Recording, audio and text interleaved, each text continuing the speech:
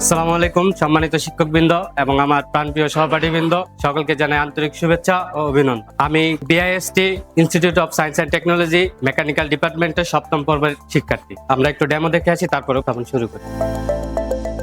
Mechanical ডিপার্টমেন্টের সপ্তম পর্বের একদল স্বপ্নচারী শিক্ষার্থীরা তৈরি করেছে উইন্ডো টারবাইন পাওয়ার জেনারেশন প্রসেস, যেটার সাহায্যে আমরা খামার বাড়ি থেকে নিয়ে শুরু করে ছোট পরিসরে কম ব্যয়ে কাজ করতে পারি।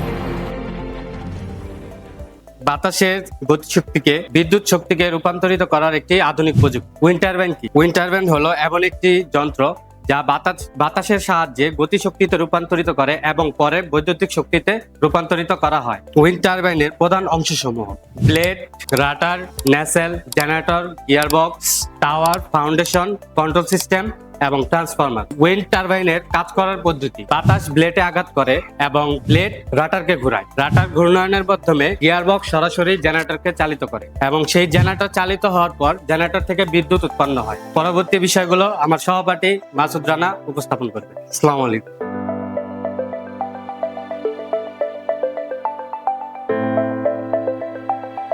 আমার সহপাঠী গাজী শাহ আলমকে অনেক ধন্যবাদ। অনেক কিছু তুলে ধরছে উইন্ড টারবাইন নিয়ে। এর কিছু সুবিধা এবং অসুবিধা আছে আর ব্যবহার বিধি আছে। সুবিধা হচ্ছে নবায়নযোগ্য শক্তির উৎস, পরিবেশ বান্ধব জ্বালানি প্রয়োজন এবং টেকসই উন্নয়নের সহায়ক। এর কিছু সীমাবদ্ধতা আছে। সীমাবদ্ধতা হচ্ছে বড় জায়গার প্রয়োজন এবং স্থাপনের প্রাথমিক খরচ বেশি, বাতাসের গতির উপর নির্ভরশীল। এর কিছু ব্যবহার আছে। ব্যবহার হচ্ছে কৃষি খামারে বিদ্যুৎ উৎপন্ন, শিল্প কারখানা, ব্যাটারি চার্জিং ব্যবস্থা করতে উইন্ড টারবাইন ব্যবহার করা হয়। সম্ভাবনা: বাংলাদেশের উপকূলীয় এলাকা বায়ু শক্তি ব্যবহার করে ভবিষ্যতে উল্লেখযোগ্য পরিমাণ বিদ্যুৎ উৎপাদনের সম্ভাবনা রয়েছে। ধন্যবাদ।